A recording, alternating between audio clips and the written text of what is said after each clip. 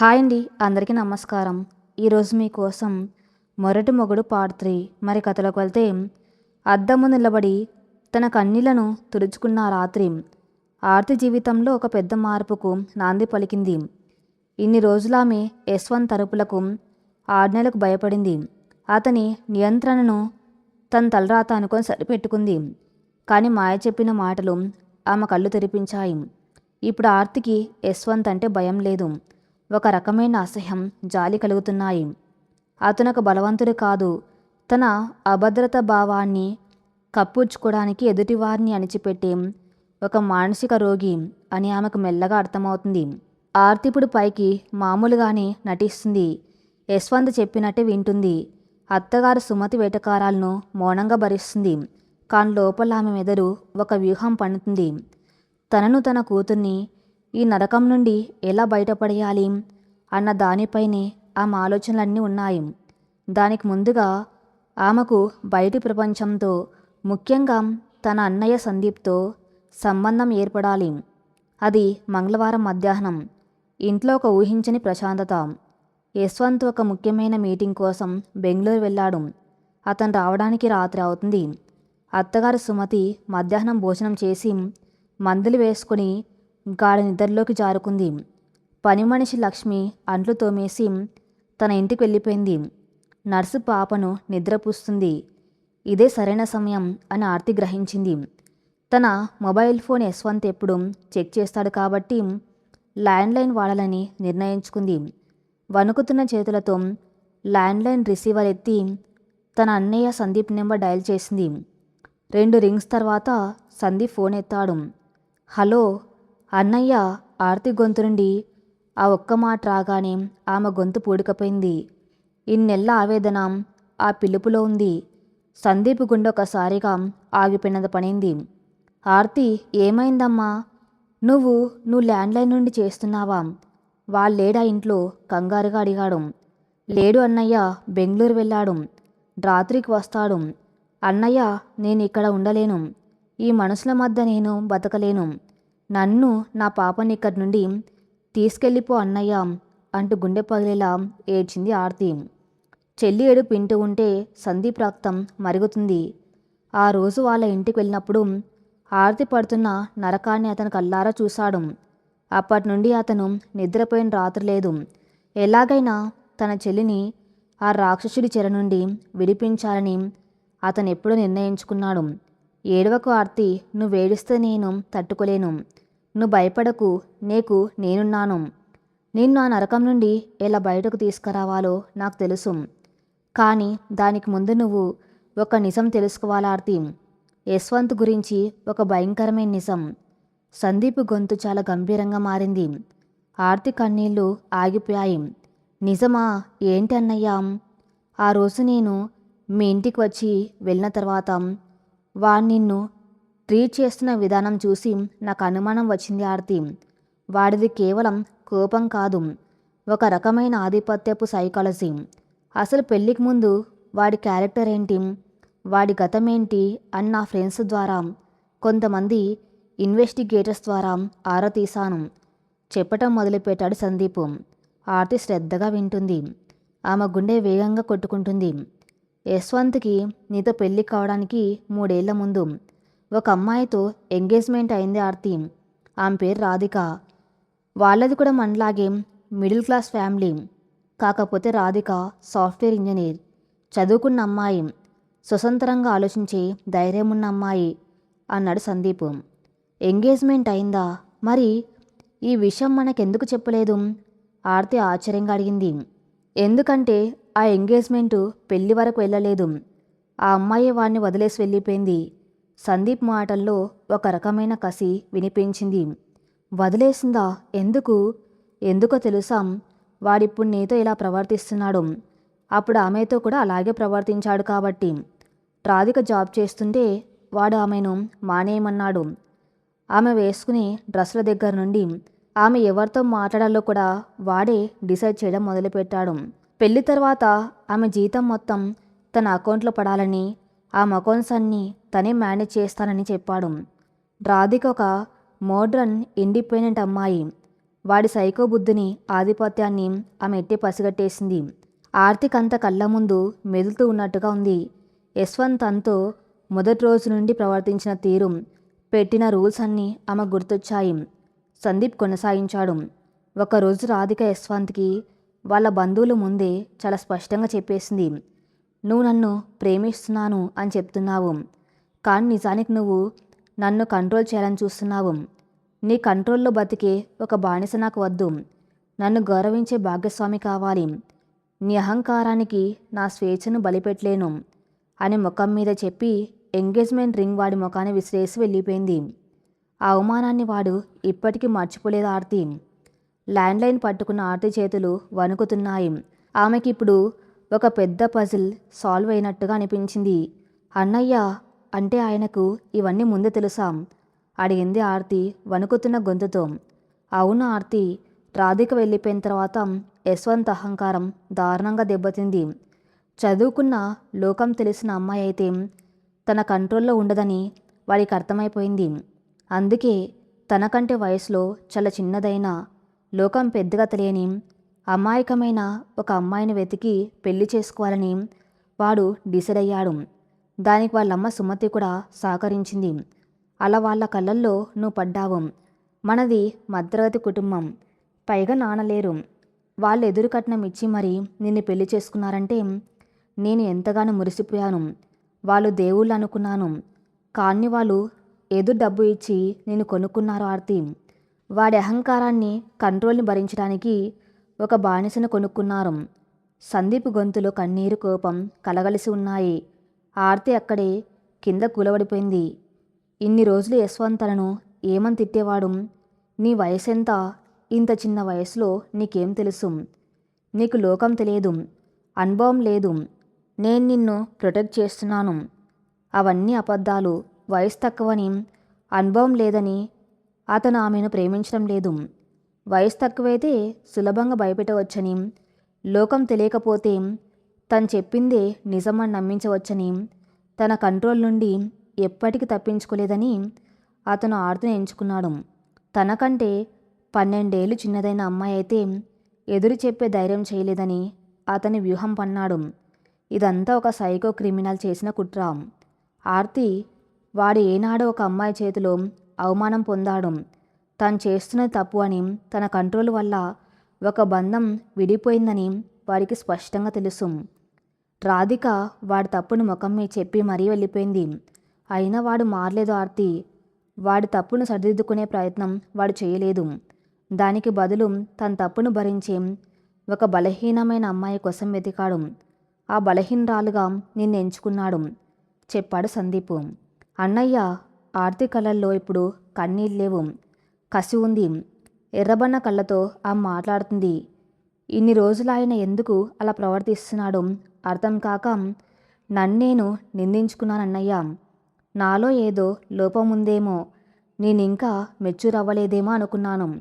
ఆయన నన్ను రక్షిస్తున్నాడు అన్న భ్రమలో బతికాను. కానీ ఇప్పుడు అర్థమైంది, ఆయన నన్ను రక్షించడం లేదు. నా అజ్ఞానాన్ని ఆసరగా తీసుకొని నన్ను బానిసను చేశాడు. ఒక రాక్షసుడితో నా జీవితాన్ని ముడిపెట్టారన్నయ్య. లేదు ఆర్తి, ఇది ముగింపు కాదు. నేను నిన్ను, నా కోడల్ని ఆ ఇంట్లో వదిలిపెట్టాను. రేపు ఉదయమే నేను లాయర్తో మాట్లాడతాను. మనం వాడి మీద పోలీస్కు కంప్లైంట్ చేద్దాం. నేను ఎలా తీసుకురావాలో నేను ప్లాన్ చేస్తాను. కానీ అప్పటి వరకు వాడికి ఏమాత్రం అనుమానం రానివ్వకు. నువ్వు వాడి కంట్రోల్లో ఉన్నట్టు నటించు. జాగ్రత్తమ్మా అని ధైర్యం చెప్పి ఫోన్ పెట్టేశాడు సందీప్. రిసీవర్ కింద పెట్టిన ఆర్తి అలాగే నేల మీద కూర్చొని శూన్యంలోకి చూస్తూ ఉండిపోయింది. ఆ మనసులో ఇప్పుడు రాధిక అనే పేరు ప్రధ్వనిస్తుంది. పరిచయం లేని ఆ అమ్మాయి పట్ల ఆర్తికి ఒక రకమైన గౌరవం పెరిగింది. రాధిక తన ఆత్మగౌరవాన్ని కాపాడడానికి ఎంత ధైర్యంగా నిలబడిందో ఆమెకు అర్థమైంది. స్వేచ్ఛను హరించేది ప్రేమ కాదు అని రాధిక ఆ రోజే గుర్తించింది. తాను గుర్తించడానికి ఎన్ని నెలలు పట్టింది. ఒక బిడ్డకు తల్లయ్యే వరకు ఆగాల్సి వచ్చింది. రాధిక వెళ్ళిపోయినప్పుడు యశ్వంత్కి తన తప్పు ఏంటో తెలిసింది. ఒక అమ్మాయి తన్ను ఎందుకు వదిలేసిందో, తనలో ఉన్న లోపం ఏంటో అతనికి స్పష్టంగా అర్థమైంది. ఏ మనిషి అయినా అలాంటి పరిస్థితుల్లో తన్ను తాను మార్చుకుంటాడు. ప్రేమలో స్వేచ్ఛనివ్వటం నేర్చుకుంటాడు. కానీ యశ్వంత్ ఏం చేశాడు? అతను తను తాను మార్చుకోలేదు. తన మనసత్వాన్ని మార్చుకోవడానికి బదులు తన నియంత్రణను ప్రశ్నించలేని ఒక అమాయకురాలిని వెతుక్కున్నాడు. ఆర్తిని పెళ్లి చేసుకొని మొదటి రోజు నుండే ఆమెను తన చెప్పు చేతుల్లో ఉంచుకోవడానికి కుట్ర పన్నాడు. ఆమెను బయట ప్రపంచానికి దూరం చేశాడు. స్నేహితులను దూరం చేశాడు. ఫోన్లు, పుస్తకాలు అన్నీ తన కంట్రోల్లో పెట్టుకున్నాడు. చివరకు ఆమె మాతృత్వాన్ని కూడా శాసించాడు. అంటే యశ్వంత్ చేస్తున్నదంతా ఉద్దేశపూర్వకంగానే. తను చేస్తున్నది తప్పని అతనికి తెలుసు. కానీ ఆ తప్పు చేయటం అతనికి ఇష్టం. ఇతరులను గుప్పెట్లో పెట్టుకుని ఆడించటం ఒక శాడిజం. అతను రాధిక దగ్గర ఫెయిల్ అయిన ఆ శాడిజాన్ని ఆర్తి దగ్గర సక్సెస్ఫుల్గా అమలు చేస్తున్నాడు. ఆర్తి నెమ్మదిగా పైకి లేచింది. ఆ ముఖంలో ఇప్పుడు ఎలాంటి అమాయకత్వం లేదు. ఇన్ని రోజులుగా ఆమె వేసుకున్న భయం అనే ముసుగు పూర్తిగా తొలగిపోయింది. దాని స్థానంలో ఒక భయంకరమైన డిటర్మినేషన్ వచ్చేరింది. నువ్వు చాలా తెలివైన వాడివి అనుకుంటున్నావు యశ్వంత్. వయసు తక్కువని, అమాయకురాలనని నన్ను ఎంచుకున్నావు. రాధికలా నేనెదురు తిరగలేనని నమ్మావు. కానీ నీకు ఒక విషయం తెలియదు. రాధిక తన కోసం తాను నిలబడింది. కానీ నేను నా కోసం కాదు, నా కడుపున పుట్టిన నా కూతురి కోసం నిలబడిపోతున్నాను. ఒక తల్లి ఆత్మగౌరవాన్ని దెబ్బతీస్తే ఆ అగ్నిజ్వాలలు నిన్ను ఎలా దహించి వేస్తాయో నువ్వు చూడబోతున్నావు అని మనసులోని శపథం చేసుకుంది ఆర్తి. రాత్రి 10 గంటలకు యశ్వంత్ బెంగళూరు నుండి తిరిగి వచ్చాడు. టై వదులుకుంటూ లోపలికి వచ్చిన అతని ముఖంలో ఎప్పట్లా గంభీరత, అధికారం ఉన్నాయి. హాల్లో ఆర్తి ఎదురైంది. ఆమె అతని చేతిలో ఉన్న బ్యాగ్ తీసుకొని నవ్వుతూ మంచినీళ్ళు గ్లాస్ అందించింది. యశ్వంత్ నీళ్లు తాగుతూ ఆర్తి వైపు చూశాడు. ఆ ముఖంలో భయం లేదు. కానీ అతనికి అనుమానం రాకుండా చాలా చక్కగా నటిస్తుంది. యశ్వంత్కు తను తప్పు చేస్తున్నానని తెలుసు.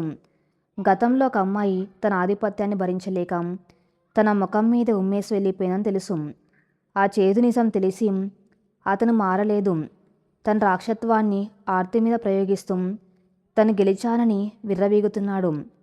కానీ అతను మారగలడా? ఇలాంటి సైకో మనస్తత్వం ఉన్న మనుషులు ఎప్పటికీ మారరు.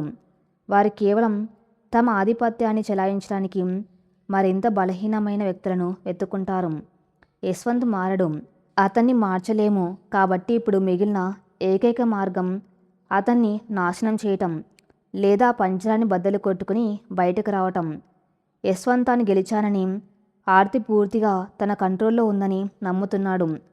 కాంతన పునాదులను కదిలించి తుఫాను అప్పటికే ప్రారంభమైందని, తాను అణిచిపెట్టిన అదే బలహీనమైన చేతులు ఇప్పుడు తన పతనానికి వ్యూహం రచిస్తున్నాయని ఆ మూర్ఖుడికి తెలియదు.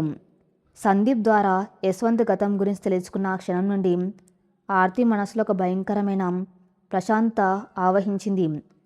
ఇన్ని రోజులు ఆమెను ఉక్కిరిబిక్కిరి చేసిన గందరగోళం, తన మీద తనకున్న అనుమానం, నేనేమైనా తప్పు చేస్తున్నానా అన్న అపరాధ భావం అన్నీ పటాపంచలైపోయాయి. యశ్వంత్ ఒక బలవంతుడి కాదు. కేవలం తన అభద్రత భావాన్ని కప్పుచ్చుకోవడానికి ఎదుటివారిని అణిచిపెట్టే ఒక పిరికివాడు అని ఆమెకు సంపూర్ణంగా అర్థమైంది. రాధిక అనే అమ్మాయి అతని ముఖం మీద ఉమ్మేసి వెళ్ళిపోయిందన్న నిజం ఆర్తికి ఒక వింతైన ఆత్మవిశ్వాసాన్ని ఇచ్చింది. గత 4 రోజులుగా ఆర్తి ఇంట్లో మామూలుగానే ప్రవర్తిస్తుంది. యశ్వంత్ ఆజ్ఞలకు తల ఊపుతుంది. అత్తగారి వేటకారాలను వినిపించుకోనట్టు నటిస్తుంది. కానీ ఆమె కళ్ళల్లో మునుపటి భయం లేదు. ఒక వేటగాడి కదలికను నిస్తం గమనిస్తూ ఎదురువాడికి సిద్ధమవుతున్న ఒక గాయపడిన పుల్ల ఆమె లోపల రగులుతుంది. ఆ సమయం రానే వచ్చింది. రాత్రి 8:30 గంటలు. ఆ ఇంటికి డైనింగ్ టేబుల్ కేవలం భోజనం చేసే స్థలం కాదు, అది యశ్వంత్ తన రాజదర్బార్ను నిర్వహించే వేదిక. రోజులో ఇంట్లో ఏం జరగాలి, ఎవరు ఏం చేయాలి అన్న తీర్పులన్నీ అతను ఆ టేబుల్ దగ్గరే ఇస్తుంటాడు. ఆ రోజు కూడా వాతావరణం ఎప్పట్లాగే గంభీరంగా ఉంది. టేబుల్ మీద రకరకాల వంటకాలు అమర్చి ఉన్నాయి. యశ్వంత్ టేబుల్ హెడ్ చైర్లో దర్జాగా కూర్చొని ఉన్నాడు. సుమతి అతనికి కుడివైపున కూర్చుని వడ్డిస్తుంది. ఆర్తి ఎడం వైపున తలదించుకుని మౌనంగా భోజనం చేస్తుంది. డైనింగ్ హాల్లో స్పూన్లు ప్లేట్లు తగిలే శబ్దం తప్ప మరే శబ్దమూ లేదు. గోడకున్న గడియారం ముళ్ళు టిక్ టిక్ మని శబ్దం చేస్తుంది. ఆ నిశ్శబ్దం ఆర్తికి ఒకప్పుడు ఊపిరి ఆడనిచ్చేది కాదు. కానీ ఇప్పుడు ఆమె దాన్ని ఒక ప్రేక్షకురాల్లా గమనిస్తుంది. యశ్వంత్ నీళ్లు తాగి టిష్యూతో నోరు తుడుచుకున్నాడు. అతను ఏదో చెబ్బోతున్నాడని సుమతికి అర్థమైంది. భోజనం ఆపి కొడుకు వైపు శ్రద్ధగా చూసింది. అమ్మా, యశ్వంత్ గొంతు హాల్లో ప్రధ్వనించింది. నేను ఒక నిర్ణయం తీసుకున్నాను. ఆర్తి చేతిలో ఉన్న ముద్దను ప్లేట్లో పెట్టి నెమ్మదిగా తల పైకెత్తింది. ఏంట్రా నాన్న? సుమతి అడిగింది. రేపటి నుండి పాపను పై అంతస్తులో ఉన్న గెస్ట్ రూమ్లోకి మార్చేస్తున్నాను. ఆ గదినికపై నర్సరీగా మార్చేద్దాం. రాత్రిపూట పాప పదే పదే వేయటం వల్ల నా నిద్ర బాగా డిస్టర్బ్ అవుతుంది. ఆఫీస్లో నాకు చాలా స్ట్రెస్ ఉంటుంది. ఇలా నిద్రపోకపోతే పండ్లు దెబ్బతింటాయి అన్నాడు యశ్వంత్ చాలా క్యాజువల్గా. రేపు ఆఫీస్కి ఏ బట్టలు వేసుకుని వెళ్ళాలో నిర్ణయించుకున్నంత తేలిగ్గా. ఆర్తి గుండె ఒక్కసారిగా ఆగి కొట్టుకుంది. పై అంతస్తులో గది అంటే తన బిడ్డను రాత్రిపూట పూర్తిగా తనకు దూరం చేస్తున్నానన్నమాట. మంచి నిర్ణయం రా. నీకు ఆఫీస్ పనులు ఎంత ముఖ్యమో నాకు తెలుసు. అయినా పాపను చూసుకోవడానికి నర్సుంది కదా, తను చూసుకుంటుందిలే. ఆర్తి ఇలాగూ పాలు పంప్ చేసిస్తుంది. నర్సు బాటిల్ ద్వారా పాపకు పడుతుంది అంటూ సుమతి కొడుకు మాటలకు వంత పాడింది. అవును, ఆర్తి ఉదయం 1 గంట, సాయంత్రం 1 గంట పాప దగ్గరికి వెళ్ళి వస్తుంది. మిగతా టైం నర్సు పాపను అక్కడే పై అంతస్తులో చూసుకుంటుంది. నా బిడ్డకు సపరేట్ రూమ్ ఉండటమే కరెక్టు పద్ధతి అంత తీర్పును ముగించాడు యశ్వంత్. అతను ఒక్కసారి కూడా ఆర్తి వైపు చూడలేదు. ఆర్తి, నేను ఇలా అనుకుంటున్నాను, నీ అభిప్రాయం ఏంటి అని కనీసం మొక్కుబడిగా కూడా అడగలేదు. ఒక కన్న తల్లిని తన బిడ్డకు దూరం చేస్తున్న స్పృహ, కనీసపు మానవత్వం అతని మాటల్లో ఎక్కడా లేదు. తన నిద్ర, తన సౌకర్యం, తన ఆధిపత్యం ఇవి మాత్రమే అతనికి ముఖ్యం. అతను ఆర్తి వైపు కన్నెత్తి కూడా చూడకుండా మళ్ళీ భోజనం చేయడం మొదలుపెట్టాడు. ఎందుకంటే ఆర్తి ఎప్పట్లాగే తల ఊపుతుందని, గుడ్ల నీరు కుక్కుకుంటూ తన ఆజ్ఞను పాటిస్తుందని అతని గట్టి నమ్మకం. డైనింగ్ హాల్లో మళ్ళీ నిశ్శబ్దం. కానీ ఆ నిశ్శబ్దంలో ఒక తుఫాను రూపుదిద్దుకుంటుంది. ఆర్తి లోపల రక్తం సలసల మరుగుతుంది. ఒకప్పుడు ఆమె పుస్తకాలను పారేశాడు, భరించింది. ఆమె స్నేహితురాల్ని గెంటేశాడు, భరించింది. ఆమె నిద్రను, వంటను శాసించాడు, తన కర్మ అనుకుంది. కానీ ఇప్పుడు తన పేగు తెంచుకొని పుట్టిన బిడ్డను తనకు శాశ్వతంగా దూరం చేయాలని చూస్తున్నాడు. ఒక తల్లిగా ఇది ఆమె సహనానికి చివరి హద్దు. ఆర్తి తన చేతిలో ఉన్న స్పూన్ను ప్లేట్లో గట్టిగా వదిలేసింది. క్లాంగ్ అని వచ్చి ఆ లోపల శబ్దం డైనింగ్ హాల్లో ఒక పిడుగులా వినిపించింది. యశ్వంత్, సుమతి ఇద్దరు ఉలిక్కిపడి ఆర్తి వైపు చూశారు.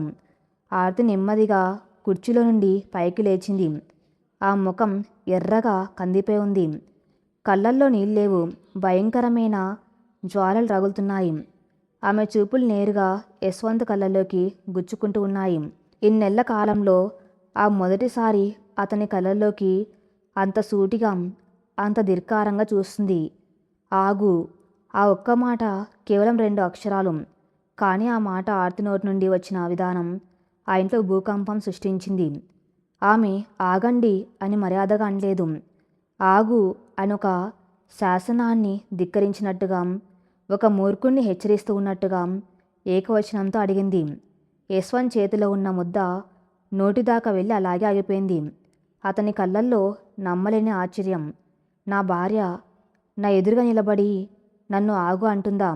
అతని అహంకారం జీర్ణించుకోలేకపోతుంది. ఆర్తి, ఏమంటున్నావు? యశ్వంత్ గొంతులు అకస్మాత్తుగా రగిలిన కోపం. సుమతి కూడా షాక్ నుండి తేరుకొని, ఏంటి ఆ పొగరు? మొగుని పట్టుకొని ఆగు అంటావా?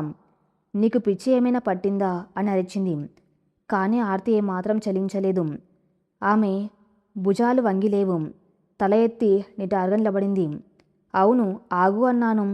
ఆర్తి గొంతు నెమ్మదిగా కానీ అత్యంత స్పష్టంగా ఉంది. అందులో ఎలాంటి వణుకు లేదు.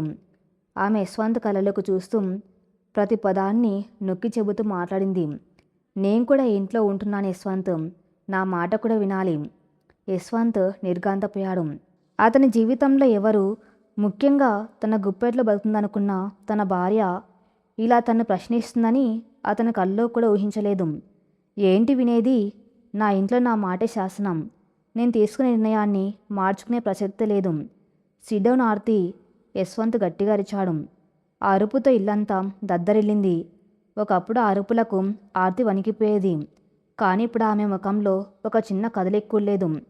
నీ మాట శాసనం కావడానికి ఇదొక రాజ్యం కాదు యశ్వంత్, ఇదొక ఇల్లు. భార్యాభర్తలు ఇద్దరు కలిసి బతికే ఇల్లు. కానీ ఇన్నాళ్ళు నువ్వు నన్ను భార్యలా కాదు, నీ ఇంట్లో అద్దెకు ఉంటున్నా ఒక బానిసలా చూసావు. ఆర్తి గొంతు మరింత దూరంగా మారింది. నువ్వు తినమంటే తిన్నాను, పడుకోమంటే పడుకున్నాను. నాకంటూ ఒక ఉనికి లేదని, నా వయసు చిన్నదని నన్ను పదే పదే అవమానిస్తూ ఉంటే నన్ను నువ్వు ప్రొటెక్ట్ చేస్తున్నావని గుడ్డిగా నమ్మాను. కానీ ఇన్నాళ్లకు నాకు అర్థమైంది, నువ్వు నన్ను రక్షించడం లేదు. నా అజ్ఞానాన్ని, నా భయాన్ని ఆసరాగా తీసుకొని నీ అహంకారాన్ని పెంచుకుంటున్నావు. సుమతి కల్పించుకొని నోర్ముయి ఆర్తి, వాణ్ణీకు ఏ లోటు చేశారని ఇలా మాట్లాడుతున్నావు? బిడ్డను పైన గదిలో పడుకోబెడితే తప్పేంటి? నీకు కూడా రెస్ట్ దొరుకుతుంది కదా అని వాణ్ణి నీ కోసమే ఆలోచిస్తున్నాడు. ఆర్తి సుమతి వైపు తిరిగి ఒక నవ్వు నవ్వింది. ఆ నవ్వులో ఒక చేదు నిజం దాగి ఉంది. అత్తయ్య, దయచేసి మీరు ఈ నాటకం ఆపండి. ఆయన నా కోసం ఆలోచిస్తున్నాడా? కన్న తల్లికి తన బిడ్డ కడుపు నింపే హక్కు లేకుండా గడియారం ముళ్ళు చూసుకుని తల్లి ప్రేమను కొలుస్తున్న మీ అబ్బాయి నా కోసం ఆలోచిస్తున్నాడా? మీరు ఒక ఆడవారై ఉండి ఒక తల్లి పడే బాధను ఎలా అర్థం చేసుకోలేకపోతున్నారు? మళ్ళీ యశ్వంత్ వైపు తిరిగింది ఆర్తి. పాప నా కూతురు యశ్వంత్. నేను 9 నెలలు నా నెత్తురు పంచి కనిన నా బిడ్డ ఎక్కడ పడుకోవాలో, ఎలా పెరగాలో నిర్ణయించే పూర్తి హక్కు నాకుంది. ఆ హక్కును కోల్పోవడానికి నువ్వు నా భర్తవి కాదు కదా, ఆ దేవుడు కూడా కాదు. ఆర్తి యశ్వంత్ కూర్చుని వెనక్కి నెట్టి ఆవేశంగా లేచి నిలబడ్డాడు. అతని కళ్ళు ఎర్రబడ్డాయి, దవడలు బిగుసుకున్నాయి. తన ఆధిపత్యాన్ని ధిక్కరించిన ఒక మహిళను ఎలా అణిచివేయాలో అతనికి తెలుసు. కానీ ఆర్తి కళ్ళలో కనిపిస్తున్న ఆ తెగువ అతని గందరగోళానికి గురి చేస్తుంది. రాధిక వెళ్ళిపోయిన రోజు అతనికి ఎదురైన అదే అవమానం మళ్ళీ అతని కళ్ళ ముందు మెదులుతూ ఉంది. నా టేబుల్ దగ్గర నాకెదురు నిలబడి వాదిస్తావా? పాపం నా రక్తం, నా వారసురాలు. ఆమె ఎక్కడ ఉండాలో నేను నిర్ణయిస్తాను. నువ్వు చెప్పింది వినకపోతే నిన్ను ఇంటి నుండి బయట గెంటేసి పాపం నా దగ్గరే అంటి పెట్టుకోగలను. నీకు ఏ దిక్కు లేదు ఆర్తి, నీ వెనక ఏ బలము లేదు. మర్యాదగా నేను చెప్పింది విని సైలెంట్గా కూర్చో అంటే యశ్వంత్ తన చివరి బ్రహ్మాస్త్రాన్ని ప్రయోగించాడు. సహజంగా పిల్లలను దూరం చేస్తానని భర్త బెదిరిస్తే ఏ తల్లి అయినా భయపడి కాళ్ళ మీద పడుతుంది. యశ్వంత్ ఆశించింది కూడా అదే. కానీ ఆర్తి ఇప్పుడు పాత ఆర్తి కాదు. సందీప్ చెప్పిన నిజాలు ఆమెకు ఒక కవచాన్ని ఇచ్చాయి. బయట గెంటేస్తావా? ఆర్తి గొంతులో భయం లేదు, వెటకారం ధ్వనించింది. ఆమె టేబుల్ మీద చేతులాడించి యశ్వంత్ కొద్దిగా ముందుకు వంగి కళ్ళలోకి సూటిగా చూస్తోంది. గెంటే యశ్వంత్, ఇప్పుడే గెంటే. కానీ ఒక అబద్ధం మాత్రం చెప్పకు. పాపని వారసురాలం. మొదటిసారి పాప పుట్టింది. ఆడపిల్ల అని తెలియగానే డాక్టర్ రూమ్లో నీ ముఖంలో కనిపించిన ఆ అసహ్యం, ఆ నిరాశ నేను మర్చిపోలేను. నీ అహంకారాన్ని నిలబెట్టడానికి ఒక మగబిడ్డ పుట్టలేదన్న బాధ తప్ప ఆ పాప మీద నీకెప్పుడు ప్రేమ లేదు. యశ్వంత్ ఈ మాటలు ఊహించలేదు. తన లోపల దాగిన చీకటి నిజాన్ని ఆర్తి అంతా బహిరంగంగా బయట పెట్టేసరికి అతను షాక్ అయ్యాడు. నువ్వు పాపను పైగదికి ఎందుకు మారుస్తున్నావో నాకు తెలుసు. నీ నిద్ర డిస్టర్బ్ అవుతుందని కాదు. నేను ఆ బిడ్డతో ఎక్కడ అటాచ్ అయిపోతాను, నాకంటూ ఎక్కడ ఒక ఆనందం దొరుకుతుందో అన్న భయం నీది. నేనెప్పటికీ నీ చెప్పు చేతుల్లో ఉంటూ నీ దయాదాక్షిణ్యాల మీద బతకాలన్నది నీ కుట్ర. నీకు నిజం చెప్పనా యశ్వంత్, నువ్వు నన్ను చూసి భయపడుతున్నావు. నేను ఎక్కడ ఎదురు తిరుగుతాను, నేనెక్కడ స్వేచ్ఛకు బతుకుతాను అని నీకు క్షణక్షణం భయం. అందుకే కదా నీ కంట్రోల్లో ఉండలేనని రాధిక నీ మొహం మీదే రింగ్ విసిరేసి వెళ్ళిపోతే ఆ అవమానం భరించలేక నాలాంటి అమాయకురాల్ని వెతుక్కున్నావు. రాధిక, ఆ పేరు ఆర్తి నోటి నుండి రాగానే యశ్వంత్ ముఖంలో నెత్తురు చుక్క లేదు. అతని శరీరం గట్టిపడిపోయింది. ఇన్నాళ్ళు తన గుప్పెట్లో ఉన్న ఒక రహస్యం, తన అహంకారాన్ని దెబ్బతీసిన ఒక చీకటి గతం ఇప్పుడు తన భార్య నోటి నుండి బయటకు రాగానే అతను పూర్తిగా నిర్ఘాంతపోయాడు. నీకెవరు చెప్పారు? యశ్వంత్ గొంతు మొదటిసారిగా వణికింది. అతని కళ్ళల్లో దొరికిపోయిన దొంగలాంటి భయం. ఎవరు చెప్పారో నీకు అనవసరం యశ్వంత్. కానీ రాధిక ఆ రోజే కరెక్ట్ డెసిషన్ తీసుకుంది. నువ్వు ఎప్పటికీ మారని ఒక మానసిక రోగివి. నేను రాధిక అంత అదృష్టవంతురాల్ని కాదు. ఎందుకంటే నీ నిజస్వరూపం తెలిసిపోయే నేనొక బిడ్డకు తల్లినయ్యాను. కానీ రాధిక కంటే నేను చాలా ప్రమాదకరమైన దాన్ని. ఎందుకంటే నేనిప్పుడు ఒక తల్లిని. నా బిడ్డ కోసం నేను ఏమైనా చేస్తాను. ఆర్తి నెమ్మదిగా టేబుల్ మీద నుండి వెనక్కి జరిగింది. రేపు ఉదయం నా పాప నా పక్కనే ఉంటుంది. నర్సు కాదు. ఆ బిడ్డకు నేను పాలిస్తాను. నేనే నిద్రపుస్తాను. పాపను నాతో కాకుండా పైగదికి మార్చాలని నువ్వు ఒక్క అడుగు ముందుకు వేసినా సరే, ఈ ఇంటి గోడలు బద్దలయ్యేలా నేనేం చేస్తానో నువ్వు ఊహించలేవు. ఈ రోజు నుండి నీ ఆజ్ఞలు ఈ ఇంట్లో చెల్లవు. ఇది నా మాట అని చెప్పి ఆర్తి అక్కడి నుండి వెనుదిరిగి తన గదిలోకి వెళ్ళిపోయింది. ఆ డైనింగ్ టేబుల్ దగ్గర ఇప్పుడు భయంకరమైన నిశ్శబ్దం. గడియారం ముళ్ళు చప్పుడు కూడా ఇప్పుడు యశ్వంత్ గుండెల్లో శుద్ధితో కొడుతూ ఉన్నట్టుగా అనిపిస్తుంది. ఇన్నాళ్ళు తన కనుసన్నల్లో భయంగా వణికిపోయిన ఆర్తి ఒకే ఒక రోజులో ఇంతలా ఎదురు తిరుగుతుందని అతను ఊహించలేదు. సుమతికి నోట మాట రావటం లేదు. చేతిలో ఉన్న గరిట కింద పడిపోయింది. కోడలు తన కొడుకుని పేరు పెట్టి పిలవటం, అతని గతాన్ని ఎత్తి చూపటం, అతని కళ్ళల్లోకి చూసి బెదిరించటం ఆమెకు ఒక పీడకల్లా అనిపిస్తుంది. సుమతి షాక్లో ఉండిపోయింది. యశ్వంత్ కూర్చుని పట్టుకొని నిలబడి ఉన్నాడు. అతని అహంకారం ముక్కలైపోయింది. తన అతిపెద్ద బలహీనత రాధిక రూపంలో ఆర్తికి తెలిసిపోయిందన్న నిజం అతన్ని వణికిస్తుంది. ఆర్తి కళ్ళల్లో అతనికి ఇన్నాళ్ళు కనబడిన అజ్ఞానం ఇప్పుడు లేదు. అక్కడ ఒక తిరుగుబాటు కనిపిస్తుంది. ఆ టేబుల్ దగ్గర నిశ్శబ్దం రాజ్యం వెళ్తుంది. కానీ ఇది ప్రశాంతతనిచ్చే నిశ్శబ్దం కాదు. ఒక పెద్ద తుఫానుకు ముందు వచ్చే నిశ్శబ్దం. ఆర్తి తన గొంతును తిరిగి తీసుకుంది. కానీ యశ్వంత్ లాంటి ఆధిపత్య మనస్తత్వం ఉన్నవాడు అంత సులభంగా తన ఓటమిని అంగీకరిస్తాడా? తన కంట్రోల్ నుండి తప్పుకున్న ఆర్తిని అతను ఏం చేయబోతున్నాడు? ఇప్పుడు ఆ 4 గోడల మధ్య మొదలైన ఈ మానసిక యుద్ధం ఎలాంటి భయంకరమైన పరిణామాలకు దారితీయబోతుందో నెక్స్ట్ పార్ట్లో చూద్దాం. నెక్స్ట్ పార్ట్ కోసం నా ఛానల్ని ఫాలో అవుతూనండి. Thank you for listening.